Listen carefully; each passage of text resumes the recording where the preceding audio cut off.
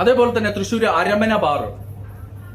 അരമന ബാറിൽ നിന്ന് plastic കത്തിച്ചതിന്റെ waste തെരുവിലേക്ക് തള്ളിക്കൊണ്ടിരിക്കുന്നത് നമ്മൾ കംപ്ലൈന്റ് ചെയ്ത് കഴിഞ്ഞതിന് ശേഷം കുറച്ചുനാള് ആ പ്ലാസ്റ്റിക് കത്തിക്കുന്നത് ഇല്ലാതാവുകയും പിന്നീട് വീണ്ടും പ്ലാസ്റ്റിക് കത്തിക്കാൻ തുടങ്ങിക്കഴിഞ്ഞ് കംപ്ലൈന്റ് ചെയ്തപ്പോൾ ഇപ്പോൾ ഗവൺമെന്റ് അതോറിറ്റിയിൽ നിന്ന് ഉറപ്പ് തന്നിട്ടുണ്ട് ഇനി അവരുടെ ഭാഗത്തുനിന്ന് അങ്ങനെ ബുദ്ധിമുട്ടുണ്ടാവില്ല എന്ന്.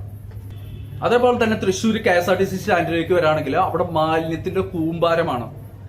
വെള്ളം കെട്ടിക്കെടുക്കുകയാണ്, ചെളിവെള്ളം കെട്ടിക്കെടുക്കുകയാണ്.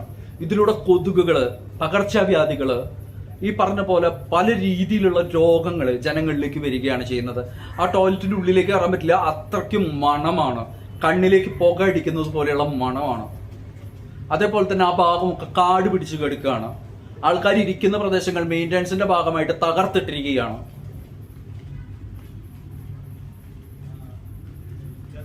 അതേപോലത്തെ വൈറ്റില ഹബിലേക്ക് വരികയാണെങ്കിലും അങ്കമാലി